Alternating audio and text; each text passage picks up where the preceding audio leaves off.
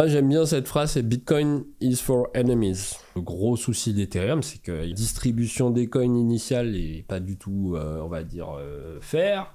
Les clés sont dans les mains de l'entreprise et qu'au final, elle fait ce qu'elle veut. Le problème de la hype, c'est que c'est temporaire. Ça démocratise Bitcoin. Est-ce que cette version-là sera vraiment adoptée par le grand public? Moi, je pense que c'est justement pour ça. Gilles Cadignan, bonjour, merci d'être avec nous aujourd'hui sur Grand Angle Crypto. Bonjour Guillaume. Ça fait longtemps, trop longtemps, tu nous as manqué. T'es notre maxi préféré, hein, on te le dit souvent avec Richard. Ah mais écoute, je suis flatté. Vous êtes mes shitcoiners préférés. Première punchline de l'interview, c'était pas préparé.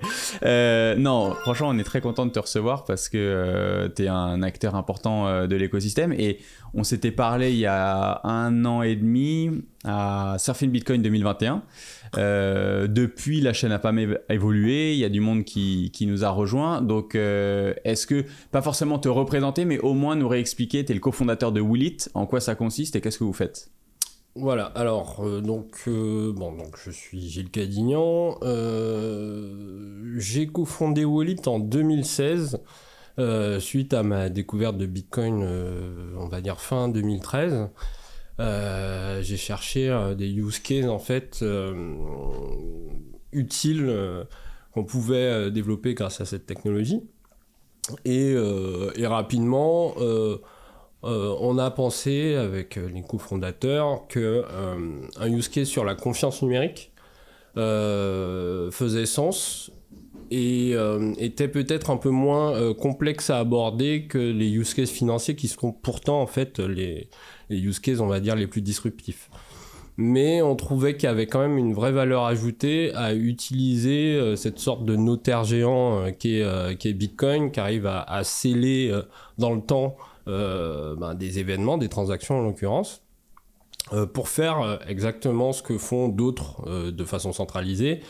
Les choses que sont l'horodatage, la signature électronique ou le cachet serveur. Donc on a commencé à faire ça, on a commencé que par l'horodatage. L'horodatage, pour rappel, c'est prouver l'intégrité d'une donnée dans le temps, c'est-à-dire prouver que tel fichier, de n'importe quel format d'ailleurs... C'est la version 2.0 de la photo avec l'article de journal. En gros. Oui, en gros, sauf que c'est généralisé à n'importe quel fichier, de n'importe quelle taille. Donc le principe, c'est que chaque fichier a une empreinte numérique, donc qui peut être réduite, condensée. D'ailleurs, on parle de condensat à un nombre, un hash, tout petit, qui est unique. Et du coup, l'idée, c'est de lier ce hash à la blockchain. Bitcoin, c'est-à-dire que tu as un fichier XYZ, une photo, une vidéo, un papier, etc. Tu le mets dans une moulinette, une fonction de hachage, ça te donne un résultat. Ce résultat, il est intrinsèquement lié au fichier d'origine et c'est ce hash que tu vas insérer dans un bloc de la Bitcoin, de la blockchain, pardon, Bitcoin. Et c'est ce qui fait que tu auras un horodatage pas à l'heure, mais au nombre de blocs que tu peux du coup connecter à un moment du temps. Oui, voilà, sauf que la grosse différence avec ce que tu viens d'expliquer, c'est que ça, on l'avait vu il y a très longtemps avec un espèce de site web où on pouvait écrire ce qu'on voulait dans la blockchain Bitcoin, où justement dans la transaction, on mettait un message, évidemment c'est limité à 80 octets, je crois. Mais l'idée qu'on voulait dès le début, dès 2016, c'est de le faire, mais de façon scalable. C'est-à-dire que ça, si tu le fais, si à chaque fois que tu veux ancrer quelque chose, on parle d'ancrage, il faut que tu envoies une transaction, c'est pas scalable. On sait très bien que une blockchain, pas que la blockchain Bitcoin, globalement, c'est très difficile à scaler. Et que si tu scales, tu perds quelque chose, tu perds notamment en décentralisation. Donc l'idée, c'était de pouvoir le faire à l'échelle et de pouvoir créer des preuves, des millions de preuves, tout en jouant avec cette limitation native de la blockchain. Donc l'idée, c'est qu'on va pas mettre le hash du document dans une transaction, ça scale pas du tout. Ce qu'on va mettre dans une transaction, c'est un autre hash, mais qui est lié mathématiquement à potentiellement des milliers, voire des millions de hash. Ce qui fait qu'aujourd'hui, régulièrement, en l'occurrence 4 fois par jour, on va envoyer une transaction avec un hash, mais qui est la racine d'un arbre de plein de haches qui sont toutes les données, qui représentent en fait toutes les données de nos clients, qui peuvent être de n'importe quelle nature et qui peuvent provenir de plein de sources différentes. Mais donc du coup, ces data qui sont du coup au niveau supérieur, elles doivent quand même être conservées. Enfin, si voilà, ces serveurs-là disparaissaient, ça poserait problème pour les preuves que vous avez générées. En tout fait, cas, c'est la donnée elle-même. Vous ne voyez pas remonter. La donnée elle-même doit être archivée. C'est-à-dire que nous... Et centralisée quelque part, c'est ça. Enfin, voilà, il n'y a pas le choix. Ou pas, enfin, après c'est le choix du client. Nous, la grosse particularité de notre service, c'est qu'on est ce qu'on appelle privacy first, ou privacy by default, les deux en fait. Donc l'idée, c'est qu'on ne connaît pas le contenu des données de nos clients. Le hash, en l'occurrence, des données, il est calculé chez eux. Tout ce qui arrive... vous connaissez pas le document. On ne connaît pas le document, et c'est un gros avantage pour pas mal de use cases en fait, hein, que le client en fait conserve la souveraineté sur sa donnée et du coup la responsabilité de l'archivage lui incombe également. Donc voilà, l'idée c'est que la donnée elle est produite quelque part, elle voyage, elle est envoyée, elle est partagée, mais elle aura toujours le même hash si elle n'est pas modifiée évidemment. Et donc nous ce qu'on envoie au client c'est la preuve, c'est-à-dire le lien entre l'empreinte de sa donnée et la transaction dans la blockchain. Donc en fait, ça se résume à un petit fichier technique où il y a, on va dire, la branche de l'arbre de Merkle qui arrive jusqu'à la transaction qui est, elle, publique et vérifiable. Donc en fait, il y a zéro problème de confidentialité, mais on a quand même une preuve opposable et irréfutable. Donc, et c'est le point important sur lequel je veux t'amener. Donc ça, c'est du point de vue technique. Pour un informaticien, Bitcoin, ça sera irréfutable. Quid du système juridique? Est-ce qu'en fait, il y a une valeur légale à cette preuve? C'est-à-dire que demain, une société l'utilise pour prouver dans un litige avec un client. Vous voyez bien qu'en fait, ce document-là a été créé le 12 septembre 2019. Est-ce qu'un juge reconnaît cette preuve et reconnaît en fait ce timestamping de Bitcoin comme valable et pertinent? Alors oui, évidemment, sinon ça ça vaudrait pas le coup. Alors il y a un truc que j'ai pas évoqué avant, c'est qu'en plus de ce timestamping, parce que la blockchain en fait ne sert qu'au timestamping, à la preuve de temps, on a également des mécanismes de signature où en fait on va signer le hash avec une clé qui appartient à celui qui a initié l'action. Donc on a deux preuves, on a la preuve de date, et on a la preuve d'origine, de provenance en fait, avec cette signature.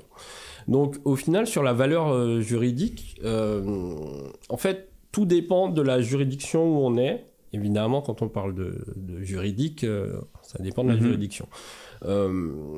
On a plein de pays qui ont différentes adaptations par rapport à ce type de preuve. Si on prend la France, hein, la majeure partie de nos clients sont en France, même si on n'a pas que des clients en France. La preuve en tribunal de commerce, puisqu'on fait du B2B et donc généralement c'est quand même pour se protéger de ce genre de litige qu'on fait ce qu'on fait. La preuve elle est libre et elle est à l'appréciation du juge. Ça veut dire quoi? Ça veut dire que en gros c'est le juge qui, quand on lui présente une preuve, doit apprécier et savoir si elle est valable ou pas. Mais dans tous les cas, ça reste une preuve qu'on va rajouter à un faisceau de preuves. Mais le problème qu'on avait, parce qu'on l'a plus vraiment depuis longtemps, c'est que le juge, c'est pas Satoshi Nakamoto, donc il va pas comprendre forcément quand on lui présente un Merkle root, des branches, des clés publiques, des clés privées, etc. Donc bon, certains peut-être, hein, on ne sait pas. Mais ce qu'on a trouvé comme solution, on va dire actuelle, c'est passer par un auxiliaire de justice, en l'occurrence un huissier de justice. Et on a plusieurs clients qui ont déjà fait appel à des huissiers de justice, soit dans le cadre de contentieux ou de pré-contentieux, soit on va dire en amont de ce qu'ils allaient faire pour un peu verrouiller le process. Oui, pour s'assurer qu'ils allaient choisir votre solution, mais que littéralement s'il y avait un litige, ils pouvaient bel et bien l'utiliser. Exactement, parce qu'il y a un gros point, c'est que on prouve des choses, mais on en aura besoin quand on aura le litige dans le futur. Ça se trouve, c'est dans 6 mois, 1 an, 10 ans après. On est par exemple dans l'immobilier, généralement il y a des garanties décennales et généralement les litiges ils arrivent à 9 ans et demi, comme par hasard. On avait dit que le tuyau il passait par là. Enfin bref. Donc l'idée c'est qu'on a des huissiers à qui on va fournir la preuve. Et eux sont capables de la vérifier de façon indépendante. Ça, c'est très important aussi, parce que, encore un autre avantage de cette technologie, c'est que n'importe qui a la donnée et a la preuve, le lien, il peut la vérifier tout seul, sans wallet, sans personne en fait. Donc l'huissier, un peu technophile forcément, sera capable de vérifier la preuve et de rédiger un constat d'huissier. Tout simplement. Mais du coup, tu dois avoir les documents de base. C'est-à-dire que tu dois avoir la preuve. Dans tous les cas. Documents de base, c'est ça. On est d'accord. Il faut la donner. Bien si sûr. Tu n'as pas la donnée, ça ne sert strictement à rien. En fait. Mais c'est pareil avec une signature électronique classique. Donc là, tu as le document de base, la preuve que ça a été timestampé et la signature, l'origine de la signature. Et avec ces 3 éléments, tu peux prouver par qui ça a été signé et quand ça a été signé. Voilà. Alors la signature électronique, on peut rentrer dans les détails techniques, mais il y a plusieurs niveaux et plusieurs façons de le faire. On a la façon, on va dire, signature électronique de personne physique, où on est plus en mode DocuSign, YouSign, où en fait, là, c'est Wallet qui va attribuer une clé à un individu. Alors, nous, on prouve que l'individu maîtrise un email ou un numéro de téléphone, parce qu'on va lui envoyer un email avec un secret, on va lui envoyer un code OTP par SMS, et c'est Wallet qui assure que cette clé était bien associée à cette personne dans le cadre de cette signature-là. Okay, donc on a ce qu'on appelle un audit trail, comment on appelle ça en français, un registre des opérations. Une piste d'audit fiable en fait, qui explique, oui, on a envoyé ce mail-là à telle date, on a envoyé ce code OTP à telle date, et ça correspond à tel email qui a été renseigné. Et c'est vous qui signez du coup pour la personne. On est on behalf, comme on dit en anglais. Mais c'est exactement le même principe quand on utilise DocuSign. DocuSign, il fait exactement la même chose, sauf que lui, il va créer un certificat pour la personne. Ou même pas, des fois, ça peut être un certificat DocuSign. Et il va signer en lieu et place de la personne. Sauf que c'est DocuSign le tiers qui assure que cette clé, il l'a bien créée que pour cet email ou cette personne. Après, on a des mécanismes plus avancés où là, la clé, elle est vraiment maîtrisée par le signataire. Notamment pour ce qui est du certificat de la personne morale, où on a une sorte de wallet un peu avancée qui tourne chez le client, qui donc contient les clés privées, qui va signer, qui va être capable, en fait, a posteriori, de prouver qu'il a toujours la clé privée qui a été utilisée pour signer. Du coup, comment il prouve ça ?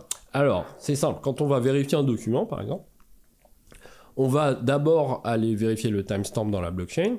Enfin, non, c'est pas vraiment dans cet ordre-là. D'abord, on vérifie la validité de la signature avec la clé publique, qui est dans la preuve. Bon, ça, c'est facile, vérifier que c'est bien signé par une clé publique. Et après, dans la preuve, on a l'URL du serveur d'identité qui a été utilisé pour signer, c'est-à-dire le fameux wallet, le corporate. Et donc, on va, pour vérifier qu'il possède bien la clé privée, on va lui envoyer un challenge à signer. On va lui dire, il paraît que c'est toi qui as signé ça, prouve-moi que tu maîtrises bien cette clé. Et donc lui, il va renvoyer et on va comme ça savoir que c'est bien Guillaume Gollard qui détient cette clé privée. C'est bien ce serveur qui a signé cette... Et comment on sait que le serveur correspond à la société ? C'est par le nom de domaine, tout simplement, qui lui-même a son certificat. Donc en fait, ce qui est intéressant ici, c'est qu'on va réutiliser des mécanismes déjà existants sur la sécurité. Par exemple, quand on a un domaine, je sais pas, grandtancrypto.ch par exemple, vous enregistrez ce domaine et il y a une sorte de KYC ou de KYB normalement quand on a un certificat TLS. Et du coup, la vérification de ce certificat par rapport au domaine rentre dans la vérification. Donc c'est pour ça que... Donc vous reposez sur ça en fait. En tout cas, on va sûrement parler d'identité, mais pour moi, l'identité, c'est un concept forcément centralisé. Je suis d'accord. Parce que une identité, c'est quoi? C'est l'état civil, c'est la chambre de commerce, c'est on vous l'a donné à un moment donné. Et donc, il faut quelqu'un qui atteste de cette identité. Voilà. Donc, par exemple, le certificat, on vous l'a donné, mais il y a eu normalement une KYC, et donc du coup, Woollit réutilise ce KYC qui a été fait par une entité tierce. On se repose là-dessus. Voilà. Et c'est pour ça qu'on arrive à faire ce qu'on appelle un certificat avancé, quand on parle vraiment niveau juridique européen, et la loi notamment EIDAS, qui est la loi européenne sur la signature électronique. Donc vous l'avez pas pour du enfin, si un particulier voulait utiliser vos outils, est-ce que ça serait possible? Est-ce que ça existe? Est-ce que ça a déjà été fait? Ou c'est pour le moment que pour des personnes morales avec, par exemple, parce que vous, là, vous reposez sur un nom de domaine qui a dû être lié à une entreprise. Moi, j'ai pas un Gwalar.com. Donc, comment ça se passerait? Alors, comme j'ai dit, on le fait en mode DocuSign sur Woollit Sign, mais c'est du on behalf. C'est possible avec notre technologie, même si aujourd'hui on n'a pas vraiment de marché là-dessus, hein, il faut être honnête, d'onboarder, voire d'enrôler des clés, par exemple qu'on a sur un ledger ou n'importe où, sur un serveur d'identité. Typiquement, par exemple, Grand Angle va inscrire ta clé que tu possèdes sur ton ledger sur son serveur d'identité et la faire correspondre à ton identité à toi. Comme ça, on va interroger le serveur de Grand Angle. Ah, il paraît que Guillaume Gwalar a signé ça. Ah ben oui, effectivement, ce serveur d'identité atteste que c'est Guillaume Gwalar. Mais sur le serveur d'identité, il aura la preuve que toi, tu as été enrôlé avec ta clé, parce que le serveur, là, pour le coup, n'aura pas la clé privée. C'est toi qui l'auras et uniquement toi. Donc c'est possible. On avait même, et on a toujours d'ailleurs, une application mobile qui est une application, un wallet en fait, tout simplement, où il y a des clés, il n'y a pas de bitcoin, il y a juste des clés, et on peut signer juste en flashant un QR code par exemple. Donc voilà, où tu as 12 mots, 24 mots, et tu sauvegardes ta clé privée, enfin oui, ta clé. Cette preuve du coup que vous envoyez à vos clients, ça ressemble vachement à un NFT en gros. On en avait parlé sur Twitter. Et pourquoi vous avez refusé de surfer sur cette vague marketing, de flasher, d'avoir la certification infalsifiable en NFT Bitcoin? En fait, ça c'est le problème de la tech en général. Moi, je suis, enfin, depuis 2013 où je suis dans un peu cet écosystème blockchain, crypto, j'ai vu plein de mots-clés arriver, disparaître. Et le problème des NFT, c'est que c'est quand même assez spécifique, le NFT. Ça fait intervenir la notion de token. Nous, il n'y a pas de token. Il y a des clés. Il y a des clés, il n'y a pas quelque chose qu'on peut s'échanger, se revendre, donc il n'y a pas cette notion de token. Alors, c'est sûrement un défaut, mais c'est un choix, en tout cas. Intellectuel peut-être, mais oui, en fait, c'est très similaire à des NFT dans le sens unicité, dans le sens vérifiable sur la chaîne, mais il n'y a pas de token. Il n'y a pas de... Ce qui est non fongible, en fait, c'est le hash de la donnée. C'est juste qu'il n'est pas transmissible, tu vois. Mais tu peux avoir le NFT, quand tu disais, c'est pas vraiment un NFT, c'est pas vraiment un token parce qu'on ne va pas le vendre, on va pas le... Mais tu vois, tu pourrais dire les NFT diplômes, je ne vais pas vendre mon diplôme, tu vois. Donc tu pourrais dire ce qu'ils appellent maintenant les soulbound tokens, des trucs qui ne sont pas transmissibles. C'est juste que... En fait, tu as cette envie de communiquer une idée, d'expliquer un concept. Et voilà, le CTO de la boîte à laquelle tu es en train de pitcher, le NFT, il en a déjà entendu parler. Et une sorte mais est-ce qu'il a réellement compris? C'est ça là. Mais toi, tu as l'impression d'être malhonnête intellectuellement et techniquement à appeler ça un NFT. Par exemple. En fait, c'est une question plus large. Comme tu disais, genre des gens et de beaucoup de boîtes qui, du coup, blockchain, NFT, tokenisation, etc. Métaverse, voilà, où il peut avoir un potentiel, une utilité future, mais au final, quand tu creuses, il n'y en avait pas forcément besoin et ça apporte très peu de valeur ajoutée.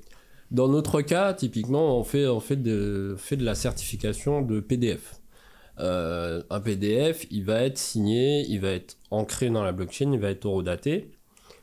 et on pourra vérifier son authenticité après coup. Dans ce cas-là, le NFT, c'est quoi ? Ben, c'est le PDF. C'est le PDF lui-même, puisque c'est le PDF lui-même qui a son empreinte numérique, qui elle-même est liée à la blockchain. Mais au final, le lien entre la blockchain et le PDF, c'est la preuve, et c'est pas un token, c'est juste des données qui permettent de refaire le lien entre les deux et de vérifier l'information. Donc après, voilà, c'est des choix un peu marketing. Il y a plein de boîtes que j'ai vues qui faisaient des choses un peu similaires et qui ont pivoté sur le NFT. Je vais pas les nommer, mais elles se reconnaîtront. Mais en fait, avant, elles faisaient exactement la même chose et elles parlaient pas de NFT. Donc voilà. Mais tu vois, tout ce qui est, par exemple, et on en parle beaucoup dans les maisons de luxe, par exemple, un peu certification de montres, de sacs à main, etc. C'est sûr que moi j'ai ma compagne qui travaille dans l'une de ces sociétés, ça parle beaucoup NFT, genre le nouveau certificat, tu vois. Oui. Et ça, tu sens qu'il y a une appétence pour ce genre de sujet, et en plus qui fait tech, qui fait nouveau, qui fait brandy. Donc c'est vraiment une question que je me pose. Après, quand la tech est là, après si tu veux appeler ça un NFT parce que ça te fait plaisir et que c'est plus vendeur, est-ce que c'est vraiment si malhonnête que ça, tu vois, Non, après, il y a aussi le problème que concrètement, le service rendu, il est assez loin de ce que des collections sur OpenSea. C'est pas exactement le même produit. Et nous, avec le temps... plus ça va, moins on parle de blockchain au final, parce que on répond à un besoin côté client qui est un besoin de preuve. La plupart de nos clients, ils viennent pas parce qu'ils ont un besoin de blockchain, ils ont un besoin de signature électronique, un besoin de certification, et après, je pense que pour nous, c'est assez bénéfique de se distancier en fait du besoin auquel on répond, le besoin auquel on répond par rapport aux moyens. Pour nous, le Bitcoin et les clés, c'est un moyen, c'est pas une fin. Donc oui, effectivement, on pourrait être beaucoup plus opportuniste, c'est peut-être un tort. Après, c'est voilà. Et comment ça se passe justement dans ce bear market là? Est-ce que tu vois une évolution de l'intérêt des entreprises, qui avait explosé à mon avis en 2020, 2021? Voilà, blockchain, crypto, Bitcoin, etc. Enfin, il fallait y être. Il fallait que ta société ait un lien d'une manière ou d'une autre avec ces nouvelles technologies. Là, on est 1 an et demi plus tard, fond du bear market. Comment ça se passe? Donc en fait, nous, on a connu plusieurs phases. Au tout début, quand on s'est créé, quand on a levé des fonds, on était en pleine blockchain mania. Et on a vu des phases où on a eu plein d'entreprises qui venaient nous voir parce qu'elles voulaient absolument faire de la blockchain et ne savaient pas trop pourquoi. Donc, commercialement, c'est sympa parce que tu as du lead entrant. Mais au final, y a plein de cas où on s'est retrouvé à dire mais en fait vous n'avez pas besoin de blockchain pour ce que vous me racontez. Des fois on faisait quand même des choses, mais des fois on disait mais non, c'est quand même trop bullshit pour nous. On va vous montrer Excel et ça va bien se passer. Et fort heureusement, ça c'était on va dire 2018, 2019. Donc dernier bear market ça. Enfin 2017 c'était full bull, et puis 2018 ça commençait à descendre. Mais en fait là on était plus sur la blockchain, et si tu veux déjà il y avait une certaine différenciation entre le monde crypto et le monde blockchain entreprise, qui a été initié par toute une bande d'acteurs qu'on connaît. Mais déjà, c'était quand même assez décorrélé, en fait. Le monde crypto, le trading, les crypto-monnaies, et le monde blockchain entreprise. Et puis, avec le temps, nous, on a commencé à avoir justement des clients qui arrivent avec un besoin réel, c'est-à-dire de la certification de documents, de la signature électronique, de la preuve, de l'eurodatage. Et on s'est retrouvé à remplacer des solutions, on va dire, classiques, comme des UniverSign, DocuSign, WhateverSign, par notre technologie. Et pas parce que c'était de la blockchain, parce que c'était plus privé, plus rapide, plus fiable, moins cher, plus facile à intégrer. Enfin, les vraies raisons, on va dire, techniques, pragmatiques, qu'on a de choisir notre technologie plutôt qu'une autre. Et évidemment, moi... Pas juste la hype et l'aspect marketing. Ouais. Exactement. Et moi, je pense, j'espère que c'est plutôt ça qui doit driver un business, plutôt que la hype, parce que le problème de la hype, c'est que c'est temporaire. Et que derrière, il faut bien trouver, quand la hype n'est plus là. Donc aujourd'hui... ce qu'ont fait les différents cycles, et notamment le dernier de Bull et de Bear, c'est que ça a apporté pas mal de lumière sur Bitcoin, Ethereum, et il y a plein de choses qui sont rentrées dans le débat qui n'étaient pas forcément très agréables à aborder avec le client quand on parlait de la technologie. Typiquement tout le débat sur l'énergie qui est arrivé avec Bitcoin quand tous les autres altcoins mettaient en avant le fait que le proof of stake ou un autre algo de consensus était moins énergivore. Ce genre de débat, on n'a pas forcément envie de l'avoir avec les prospects ou les clients, parce qu'ils vont te ressortir tout ce qu'ils ont lu et qui n'est pas forcément exact en plus. Et au final, nous, c'est pas ça qu'on vend, quoi. On vend de la preuve. Solution, c'est tout. Ouais. Exactement. Donc, on a connu ces différentes phases. Et moi, je suis content qu'on sorte un peu de la phase, on va dire, hype, et qu'on arrive vraiment dans la phase besoin, où on répond juste aux besoins des clients, quoi. Et où la blockchain, c'est un moyen, c'est pas une... Donc, mais les volumes, est-ce que vous voyez vraiment une corrélation très forte au niveau B2B, même au niveau compréhension, genre l'explication, comment ça a évolué ces dernières années? Parce que tu dois quand même expliquer un petit peu, parce que la technologie repose sur l'immuabilité et la fiabilité de la blockchain Bitcoin. Donc il faut quand même rentrer, à mon avis, je sais pas comment tu le pitches, mais à mon avis, il faut quand même expliquer que la meilleure base de données pour flasher votre preuve, c'est Bitcoin, parce que ça existera dans des dizaines d'années, etc., etc. Donc ça, cette compréhension-là, est-ce que tu la vois évoluer ou au final peu depuis le lancement de Woolit? Fort heureusement, ça évolue clairement. On est passé à tout le monde, il connaissait rien du tout, à tout le monde est expert, mais en n'y connaissant rien toujours, mais en croyant qu'il est expert, à les gens ils comprennent un peu mieux pourquoi on a fait ces choix-là. Ils comprennent aussi un peu mieux les avantages de passer par une techno décentralisée par rapport à une techno centralisée. Et du coup, on va dire que ça va en s'améliorant. Mais c'est très long. Et généralement, nous, on est clairement plus à l'aise à parler avec des gens techniques qui ont plus de chances de comprendre qu'avec le département communication ou marketing. Et même ça se passe beaucoup mieux même avec le juridique, parce que le juridique, lui, il a qu'une préoccupation qui est pragmatique, c'est est-ce que c'est une preuve ? Voilà. Il va pas forcément rentrer dans des débats. Ah oui, mais vous faites pas de smart contract. Ok, super, mais enfin... Et en plus, vous avez maintenant des jurisprudences et des cas précédents. En France, on n'a pas de jurisprudence. Mais par contre, on a plein de contentieux, de pré-contentieux, en fait, généralement, ça s'arrête là. Où on a les preuves qui sont apportées au dossier. On avait une cliente d'un client, parce que c'est souvent ça, nous. Hein. Nous, on fournit une API qui est souvent intégrée dans un service plus verticalisé, métier. En l'occurrence, ce client-là, il fait des panneaux pour prouver que d'affichage, quand on fait des travaux dans sa maison, il y a un affichage obligatoire. Et donc voilà, donc lui il avait une de ses clientes avec son voisin qui contestait, oui non elle a pas mis son panneau, donc donc elle a dû apporter la preuve que le panneau avait bien été fait grâce au bloc XXX. Voilà, exactement, donc ça arrive, on les retrouve en contentieux. Après généralement dans ces dossiers là c'est un élément de preuve parmi d'autres en fait.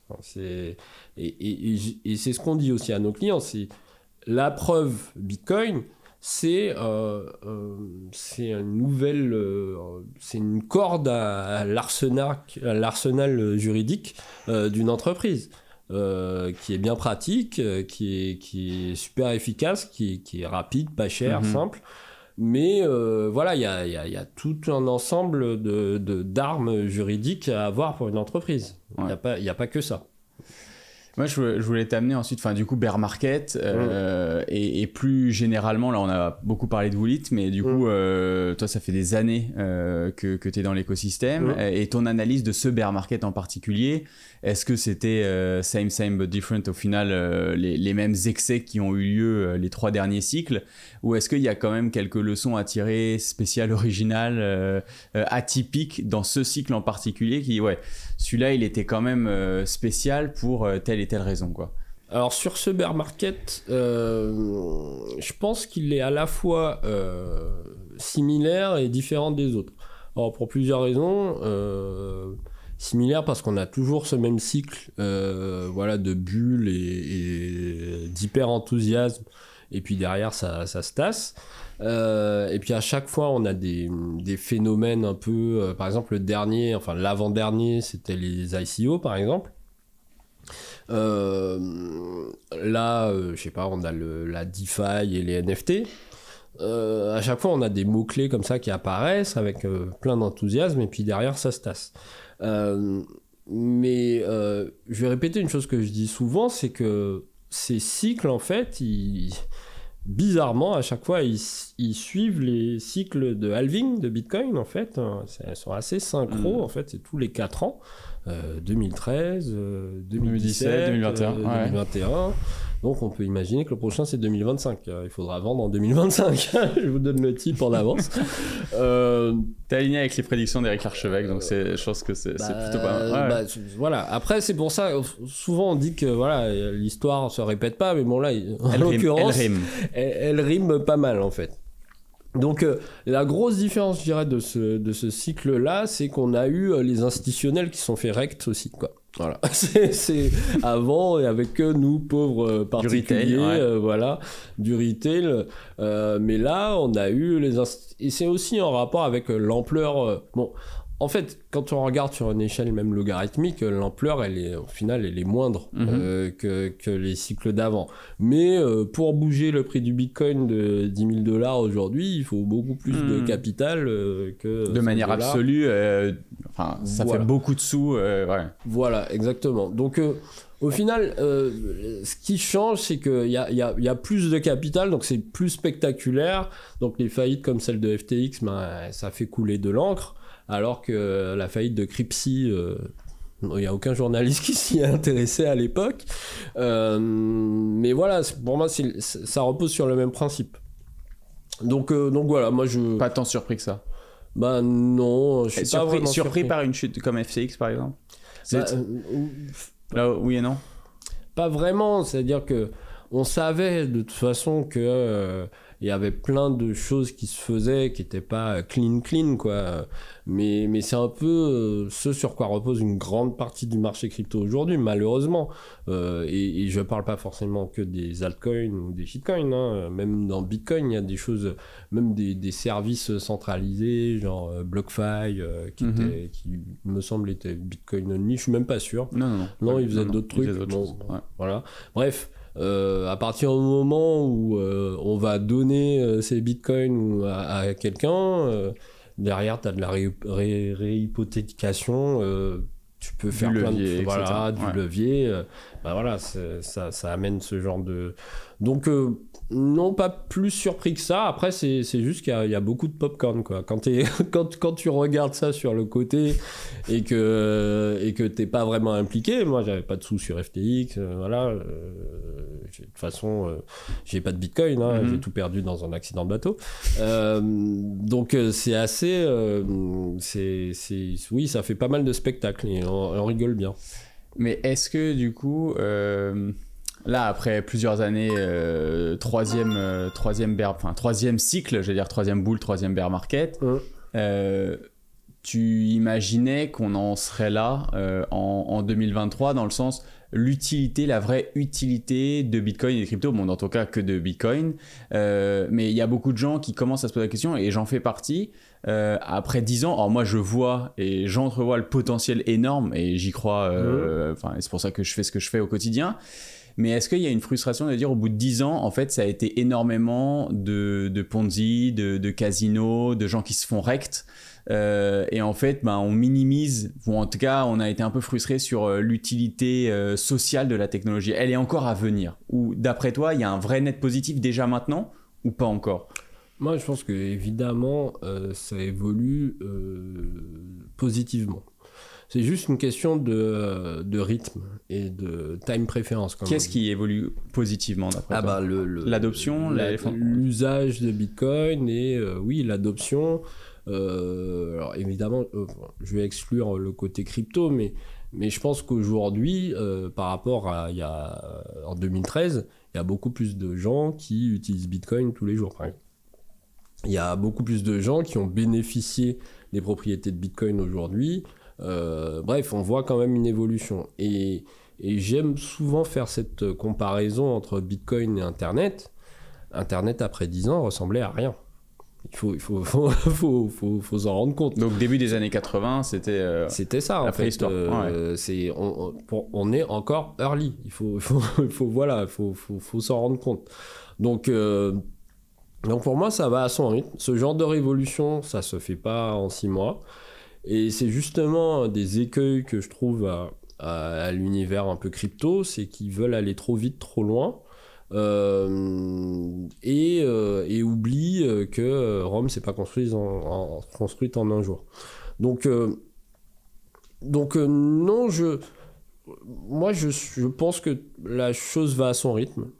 Je serais pas surpris que dans 10 ans, on arrive à une situation où la majorité des utilisateurs d'Internet ont un contact direct ou indirect avec le réseau Bitcoin à un moment donné. Sans le savoir éventuellement, mais en le sachant ou en ne le sachant pas. Voilà, ça c'est un grand débat qu'on a aussi au sein de la communauté Bitcoin, c'est est-ce que utiliser un layer 3 sur Bitcoin, c'est utiliser Bitcoin ? Alors moi j'aurais tendance à dire que oui, mais tout le monde n'est pas d'accord avec ça. Pourquoi ? Quels sont les arguments contraires à ça ? Au final, c'est parce qu'on fait, à chaque fois qu'on évolue dans une couche, on fait des trade-offs. Et donc, l'idéal, on va dire, crypto-anarchiste de Bitcoin, qui est l'auto-souveraineté la plus pure, c'est tu as ton full node et tu interagis directement avec le réseau Bitcoin. Lightning, c'est déjà un trade-off. Oui, mais ça, du coup, tu t'exclus une grande partie des utilisateurs parce que littéralement, tu réserve la technologie à un petit noyau de cypherpunk archi-techos. Tout à fait, mais il y a des gens qui souhaitent ça, qui ne souhaitent pas la masse adoption des Bitcoin. J'ai vu pas mal de tweets de GG à ce propos qui justement étaient dans le dilemme il y a pas de masse adoption, enfin Bitcoin n'est pas fait pour la mass adoption. Et en fait ça m'a fait réfléchir et la vidéo qu'on a fait dimanche sur GAC par rapport à un scénario hypothétique fiction où tu aurais le G7 ou le World Economic Forum qui saisirait ou s'accaparerait la technologie. Et en fait c'est vrai que la version pure de Bitcoin comme a été pas forcément réfléchie et designée Satoshi Nakamoto, mais en tout cas comme les cypherpunks d'origine se le sont accaparés, genre on va dire 2010, 2011, 2012, est-ce que cette version-là sera vraiment adoptée par le grand public ? En fait, moi c'est probablement non. C'est ça. C'est même sûr que non. Mais pour moi, c'est encore très très similaire à Internet.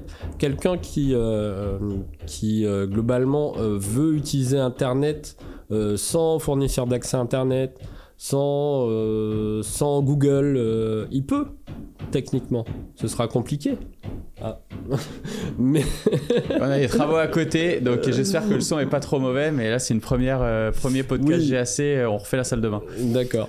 Mais en fait, quelqu'un qui utilise Internet, qui veut utiliser Internet de façon souveraine, il peut, ça sera un peu compliqué, il faudra qu'il investisse un peu de matériel, mais c'est possible. Je prends souvent l'exemple des révolutions arabes, en fait, où les gouvernements ont coupé Internet, où pas mal d'activistes, notamment des Français, ont aidé les populations locales à remonter Internet from scratch avec des bouts de scotch. Donc, en fait, quand on veut vraiment, on peut. Donc, je pense qu'à l'avenir, le crypto-anard puriste, il pourra toujours utiliser son full node, faire des transactions en peer-to-peer. Et à titre personnel, moi, je pense que je ferai partie de ces gens-là. Parce que moi, comme d'autres, comme toi, on a eu la chance d'être early, en fait, tout simplement. Et donc, déjà, de comprendre la technologie. Aujourd'hui, qui utilise Internet et comprend réellement toutes les couches qu'on utilise en faisant un email ? Pas grand monde. Donc je pense qu'on va arriver sur une situation où la masse adoption de Bitcoin va passer par des trade-offs, des compromis, sûrement de la centralisation de certains services, mais tout en ayant la possibilité d'être vraiment libre, parce que c'est ça qu'apporte donc tu auras une Bitcoin. Optionnalité, mais tu auras quand même un certain nombre de trade-offs et de compromis sur l'expérience utilisateur et sur la simplicité pour la masse, enfin pour les gens qui ne comprennent pas forcément comment ça fonctionne et qui peuvent pas avoir un nœud chez eux, qui veulent pas forcément avoir un wallet, etc. etc. Donc c'est vraiment très similaire, on en discutait pour faire la vidéo de dimanche avec Richard, c'est les parallèles vraiment avec Internet, où tu avais cette idéologie début des années 80 de liberté, où Internet était pour les pédopornographes et les terroristes aussi, mais à l'époque. Une émancipation, enfin tu vois, c'était un vent de liberté, oui, tu tout vois, à fait. un outil genre vraiment l'État ne pourra plus jamais nous contrôler. Et au final, on voit que Cambridge Analytica, il n'y a jamais eu autant de contrôle et de surveillance qu'avec Internet. Moi, j'aime bien cette phrase, c'est Bitcoin is for enemies. C'est-à-dire, ça veut dire quoi ? Ça veut dire que Bitcoin, c'est un outil et que n'importe qui peut l'utiliser pour n'importe quel dessin. Que ce soit bon ou mauvais. Donc, c'est à chacun de s'approprier la technologie pour en faire ce qu'il veut. Moi, par exemple, je pense que Bitcoin sera adopté comme comme protocole de transport de valeur avant d'être adopté globalement comme monnaie.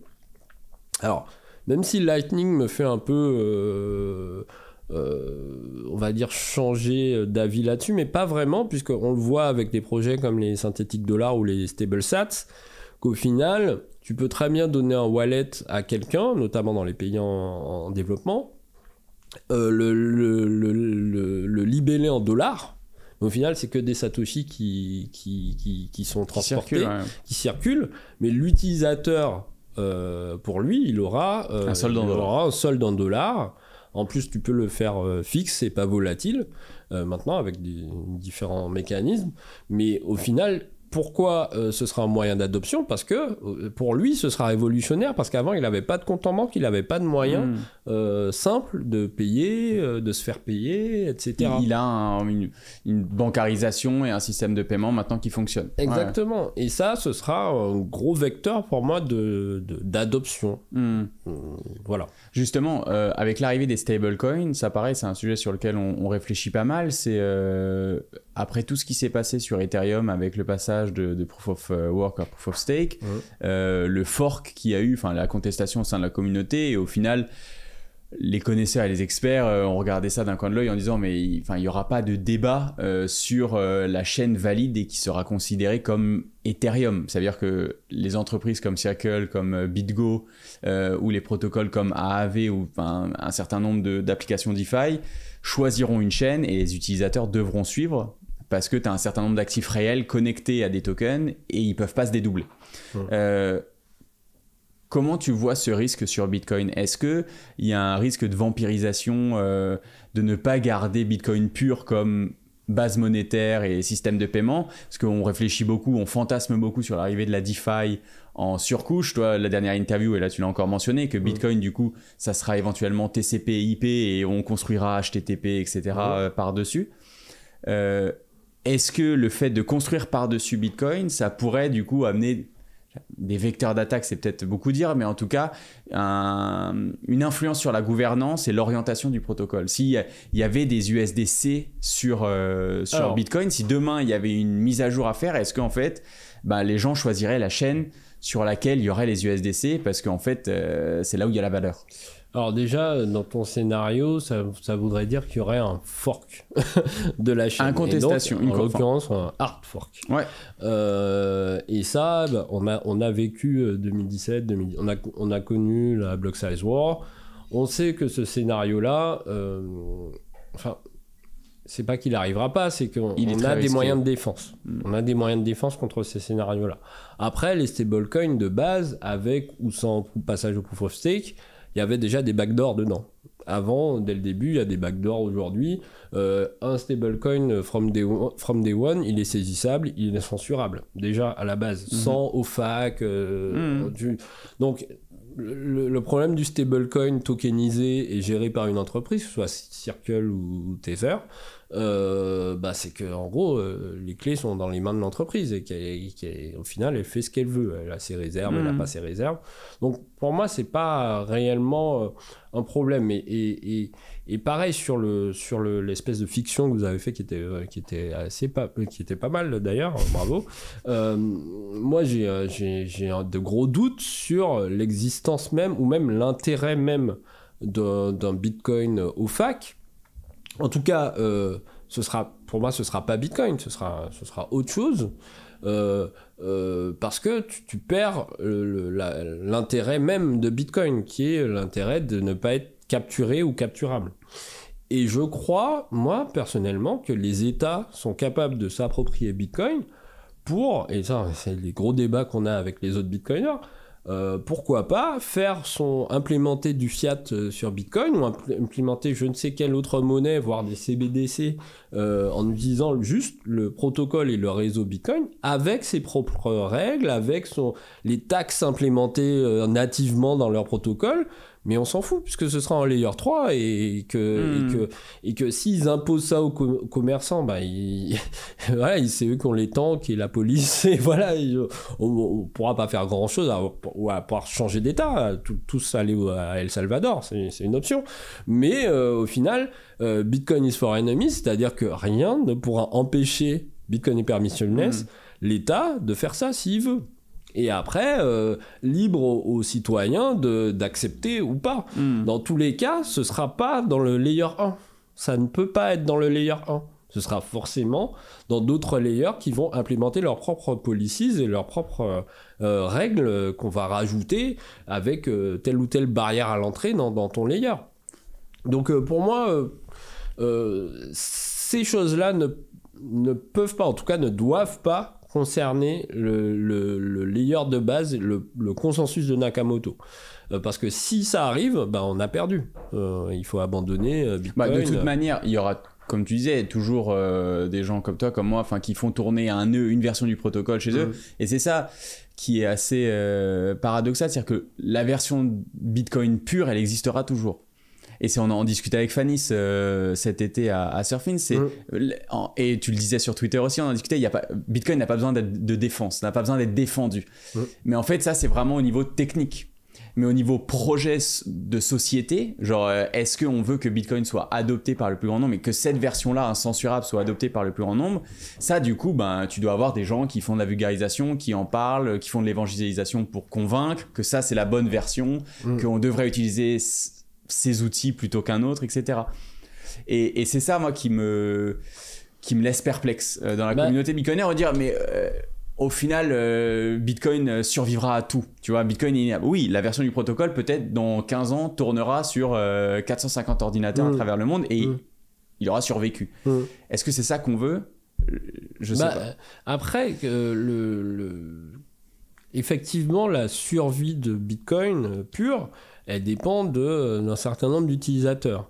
Mais après, si cette version-là, elle est dévoyée, elle n'est plus, elle n'est plus permissionless, elle n'est plus résistante à la censure, ce n'est plus Bitcoin, c'est juste un fork. Ce n'est plus Bitcoin c'est plus Bitcoin pour toi.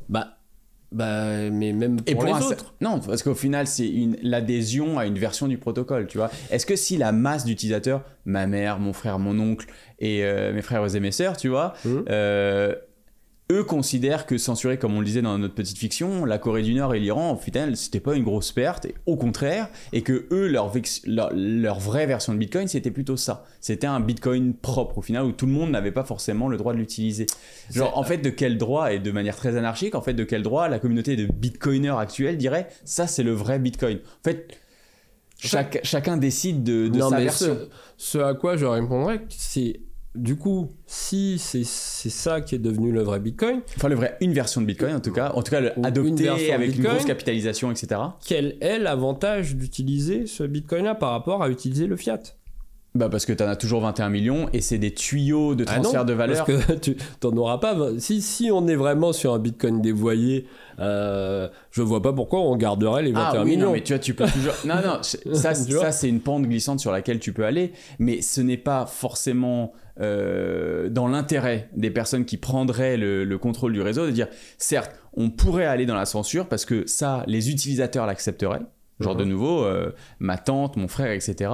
Mais par contre, si tu touches aux 21 millions, là tu touches à l'essence. Et il y a beaucoup de gens qui passent sur notre chaîne, et bref, je ne les citerai pas, mais qui parlent exclusivement de l'aspect réserve de valeur, qui sont pas du tout dans cette mentalité cypherpunk, crypto-anarchie. Oui, mais c'est parce qu'ils n'ont pas... Ils ont juste pas compris. Tu penses, ça veut dire que si tu n'as pas l'un, tu n'as pas l'autre. Mais évidemment. En fait, pour moi, c'est lié. C'était Kevin qui disait que, en fait, on s'en fout que ce soit 21 millions, 210 millions ou que ce soit inflationniste, déflationniste. L'important, c'est que quelqu'un ne peut pas arriver et changer les règles.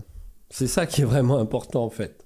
C'est ça qui est vraiment important. En l'occurrence, si, c'est juste qu'il a besoin du consensus social autour de ce changement. Le consensus social, non, un consensus à la limite d'utilisation. Il y en a plein qui ont pris Bitcoin, qui ont changé les règles, et qui ont Bitcoin Cash. Il doit juste ensuite suivre et convaincre les gens de les suivre. Moi, je pense que si Bitcoin est toujours numéro 1 et si Bitcoin a de la valeur aujourd'hui, c'est justement pour ça. Cette immuabilité, cette stabilité dans le code. C'est le fait que on puisse pas prendre le contrôle de Bitcoin facilement, ni même en déployant plein de moyens. Donc c'est pour ça que Bitcoin a de la valeur, c'est pour ça que Bitcoin est numéro 1. Si on enlève ça, Bitcoin devient BSV ou Bitcoin Cash, et voilà, on voit quelle est la valeur de Bitcoin Cash aujourd'hui ou de Bitcoin Satoshi Vision. Elle est proche de zéro. Donc moi je suis pas du tout inquiet sur ça, et je pense que c'est pour ça que Bitcoin est très différent des autres. C'est justement cette indépendance et le fait que ce soit vraiment un commun que personne ne peut contrôler, que ce soit un État, une compagnie, enfin une entreprise. Voilà, pour moi c'est ça qui fait la valeur de Bitcoin. Et c'est une des grosses faiblesses d'Ethereum du coup par rapport à tous ces changements, à toutes ces modifications, changements de direction. Je discute pas mal avec des gens comme Abdelhamid, que tu connais bien, là-dessus, et pour moi c'est le gros souci d'Ethereum, c'est qu'il y a la gouvernance est un peu centralisée, la distribution des coins initiales est pas du tout, on va dire, fair, et on voit qu'on peut changer, par exemple aujourd'hui, dans le monde d'Ethereum, on parle beaucoup de « Ah oui, Ethereum est déflationniste ». Bon, ça fait 6 mois qu'il est déflationniste. Oui, on verra bien dans le futur. On ne sait pas dans 6 mois si on n'aura pas un autre IP, je ne sais pas combien, qui va rechanger tout ça. Et le problème, c'est justement ça, c'est l'incertitude dans le temps de la gouvernance et de où est-ce que ce protocole-là va aller. Est-ce que tu changerais d'avis si on était en 2070 la médecine a fait des grands progrès, on est tous les deux encore là, bon encore 2070 je pense c'est possible, mais et voilà, la politique monétaire d'Ethereum n'a pas changé, tu vois, et c'est déflationniste, voilà, et ça a été la dernière modification du code. Et en gros, ça s'est ossifié comme Bitcoin l'a fait juste 10 ans plus tôt. Genre, en fait, Bitcoin avait 10 ans d'avance sur une histoire de 70 ans. Alors, je dirais non, parce que l'ossification de Bitcoin, elle a été, c'était après 1 an et demi, quoi. C'est-à-dire qu'en gros, ça s'est fait immédiatement et rapidement, on a compris que c'était important. l'ossification d'Ethereum, on ne sait pas quand est-ce que... Là, on parle de Shanghai, là, dans quelques semaines, et il y a déjà des débats internes sur est-ce qu'il faut faire ça. Donc, parce qu'on aura de la dette technique et qu'on va devoir hard-forker dans pas longtemps. Si on prend les 5 dernières années, il y a eu je ne sais pas combien de hard-forks sur Ethereum. Donc, je ne vois pas pourquoi ça changerait. Alors que sur Parce Bitcoin, que les pro Ethereum te diront c'est un projet en construction et c'était un choix dès le départ d'avoir une roadmap comme ça sur ça va durer encore 5 ou 6 ans. Mais ça me fait beaucoup penser à une start-up, pas un protocole stable sur lequel tu construis sur le long terme. Si encore une fois tu fais le parallèle avec TCP/IP, le protocole TCP/IP il n'a pas bougé d'un iota en 30 ans en fait. Bon, il y a eu IPv6 effectivement, d'ailleurs IPv6 qui a du mal avec l'adoption. donc voilà, et c'est la seule évolution d'IP en 30 ans quoi. Et c'est pour ça qu'on a pu build des trucs au-dessus. On a besoin de stabilité dans un protocole. Un protocole, c'est pas une start-up. Mais on a quand même besoin aussi de maintenance. Et genre, comment tu vois aussi... tu parlais de centralisation de la gouvernance d'Ethereum, il y a Consensus, il y a d'autres sociétés, il y a la fondation. Bref, il y a un financement qui vient à droite, à gauche, et qui participe au développement du code. Il y a plusieurs clients. Il y a des intérêts, il y a Abdel qui doit sauter de sa chaise en nous regardant. Je lui laisserai la possibilité de répondre sur Twitter s'il a quelque chose à dire. Mais en tout cas, c'est un système qui fonctionne. Il y a de l'argent, en tout cas, qui circule sur Ethereum. Sur Bitcoin, comment tu vois... Du coup, cette indépendance, cette neutralité dans la gouvernance du protocole qui doit quand même être maintenue, il y a des trucs éventuellement à corriger, à améliorer. Comment tu payes les développeurs bénévoles sur Bitcoin Core? Alors, déjà, ce qui est bien... Sans les influencer et sans les orienter dans une direction ou dans une autre. Ce qui est bien dans Bitcoin, c'est que justement, l'ossification fait qu'au niveau Layer 1, il n'y a pas tant que ça de job à faire. C'est-à-dire que tu auras des évolutions dans le client, Core par exemple, il y a des optimisations, mais c'est des optimisations du client, en fait, du nœud, mais on ne change pas le consensus.h qui est la librairie qui définit le consensus, en fait. C'est pas là qu'il y a de la R&D.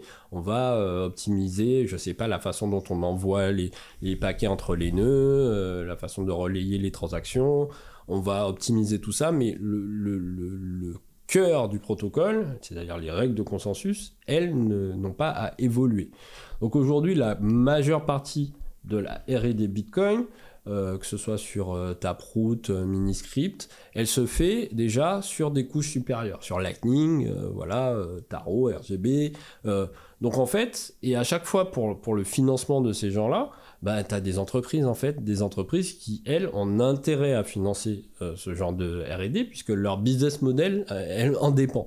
Donc, c'est pas un hasard si la plupart des devs Bitcoin ou de Layer 2 aujourd'hui sont payés par des entreprises comme... Mais c'est intéressant que tu mentionnes ce sujet, parce que j'en parlais récemment à des bruits de couloir comme quoi... certaines améliorations sur Bitcoin, enfin des améliorations au niveau du protocole qui ont permis Lightning ont été un peu poussées du coup par des entreprises pro-Lightning. Ça veut dire il y avait un certain intérêt à faire passer ces BIP, enfin ces Bitcoin Improvement Proposal, plutôt que des covenants qui sont aujourd'hui encore débattus, qui sont dans les tiroirs, qui rament, etc. Alors après, j'ai envie de dire, ça dépendait qui proposait ces changements, et au final, qu'est-ce qui a prévalu? C'est le consensus. Il y a plein de choses qui sont poussées sur Bitcoin depuis des années et qui passent jamais. Je pense notamment à BIP300, les fameuses sidechains, là. On a Paul Stork, là, qui revient comme une rengaine tous les ans depuis que je suis arrivé dans Bitcoin. En fait, ce gars-là, il veut faire BIP300. Mais en fait... C'est changer un opcode pour permettre d'avoir des sidechains beaucoup plus facilement connectés à Bitcoin. Voilà. Ouais. Mais en fait, il n'y a pas de consensus sur ça, en fait. C'est pour ça... Pourquoi Segwit est passé? Parce que Segwit, en fait, il pouvait en fait, apporter un peu de flexibilité au protocole, notamment via les soft forks, et aussi parce qu'il résolvait un problème, qui était le problème de la malléabilité des transactions. Et que sans ça, on ne pouvait pas faire des layer 2 avec des milliards de transactions dessus, parce que à partir du moment où la transaction est malléable, c'est plus possible. Donc il y avait un intérêt à le faire, et puis en plus c'était un soft fork. Donc en fait, je pense que les évolutions qu'il y a, Taproot, c'est encore un autre exemple, elles passent parce que tout le monde est à peu près d'accord du bénéfice, et puis qui n'enlève pas quelque chose l'idée originelle. Voilà, d'originel. Donc qui fait pas de mal, entre guillemets, au protocole. Donc je pense que ça va continuer comme ça. Il n'y a pas de raison pour que ça continue pas comme ça. 2023, là, quels sont les gros sujets chauds sur Bitcoin ou sur la réglementation ou sur des choses importantes que tu regardes pour les 12 mois à venir là? Moi, en ce moment, je suis assez intéressé par tout ce qui se fait via Taproot, donc Miniscript, tout ce qui est... par exemple, ce que font Kevin et Antoine là, sur Revolt là, ouais. Liana, des choses qui vont simplifier, je pense, et sécuriser la custody des gens, qui au final, c'est des choses assez dures à appréhender comme ça, mais je pense qu'au final, en expérience utilisateur, on va avoir des solutions beaucoup plus sûres. Par exemple, une institution ou un État, ils peuvent pas aujourd'hui, peut-être aujourd'hui, mais avant ils pouvaient pas sereinement hodl des bitcoins. Parce qu'il y avait trop de risques de perdre la clé, de foirer le multisig. Mais là, on va avoir, notamment grâce à Miniscript, on va avoir des systèmes super sûrs qui font qu'un État pourra tranquillement hodl. Tu peux nous rappeler, genre pour ceux qui ne sauraient pas trop en fait, de quoi tu parles. C'est que tu peux rajouter des conditions de dépenses, les étaler dans le temps, distribuer les clés un peu partout, faire des choses... Des contrats très complexes, notamment grâce à Taproot, et du coup tu peux sécuriser la dépense de Bitcoin de façon, on va dire, beaucoup plus malléable, plus souple, et tu peux faire des choses sur l'héritage, sur la transmission, des choses que tu pouvais pas faire avant, ou alors que tu pouvais faire, mais difficilement, très difficilement. Ouais. Voilà. Donc voilà, on voit, il y a Salvatore et ses Ledger qui travaillent sur ça, il y a les mecs de Revolt, donc voilà, ça c'est... Et puis sinon, il y a Lightning, évidemment, Lightning pour moi qui est en pleine expansion, et Lightning où encore il y a pas mal de taf à faire. Et puis voilà, on arrive à des solutions où on a une expérience utilisateur qui va augmenter. Moi j'ai des étudiants, par exemple, en master tiers de confiance à La Rochelle, à qui j'ai fait installer... C'est le nom du... c'est le nom du master. Ouais, c'est le truc qui forme les notaires, les huissiers, entre autres, des juristes tout simplement. Et je leur ai fait installer un Wallet of Satoshi en 2 secondes. Il y a une UX simple où je leur ai fait gagner des Satoshi en scannant des QR codes préparés à l'avance. C'était... En termes d'UX, il y a des choses qui arrivent qui sont beaucoup plus sympas que ce qu'on avait avant en ligne de commande, quoi. Donc on commence à rentrer... Mais tout ça prend du temps, c'est pas quelque chose et ça, en parallèle, on avait l'interview avec Taj, du coup le cofondateur du Lightning, et qui lui avait un regard assez critique sur le fait que il fallait pas rêver que c'était pas la solution miracle pour la scalabilité, et on allait probablement avoir besoin d'autre chose. C'est-à-dire que Lightning serait la première, mais t'es assez d'accord avec ça? Je pense que Lightning, c'est une première étape de scalabilité, mais qu'on pourrait encore aller plus loin, pourquoi pas avec un layer 3. Mais c'est déjà exceptionnel ce qu'on arrive à faire avec Lightning. Moi, j'utilise Lightning assez souvent, ça marche très bien. Je me souviens, j'utilisais Lightning au tout début, 2019, 2018. Il y avait une transaction sur 5 qui passait pas. Là, 100% passe en moins d'une seconde. Chez les commerçants, partout, enfin c'est assez... T'as pas un peu l'impression qu'il y a eu l'effet d'annonce qu'on reproche beaucoup au blockchain bullshit, NFT, etc. avec Lightning sur certaines sociétés, il il y avait eu dernier Bitcoin Miami, Ah tout oui, le monde Strike. où il y a, Ouais, tout le monde parlait de ça y est, ça allait conquérir le monde dans les 6 prochains mois. J'avais eu un peu cette impression là. Moi j'aime beaucoup Jack Mallers, tout le monde n'aime pas Jack Mallers, j'aime beaucoup Jack Mallers, j'aime beaucoup Strike en fait. Notamment sur le fait, sur l'UX et le fait que ça démocratise Bitcoin sans réellement forcément savoir que t'es pas un power user de Bitcoin. Mais je pense que ça c'est juste dû au fait que c'est des sociétés américaines qui aiment bien le show et qui aiment bien le marketing. Mais au final, on voit qu'il avance quand même, peut-être pas aussi vite qu'il l'avait annoncé au départ. Par exemple, Strike en Europe, on l'attend toujours, mais il a quand même lancé Strike au Nigeria, au Kenya. Non, on y était. Vous y étiez. Ouais. Donc c'est la preuve que ça avance juste pas aussi vite que prévu parce qu'à mon avis, ils doivent se heurter à des problèmes réglementaires de ouf. Mais voilà, on sent qu'il y a quand même une volonté. Et puis il y a des choses. C'est comme l'adoption au Salvador. C'est pas en un an que tout le monde va passer au Bitcoin standard.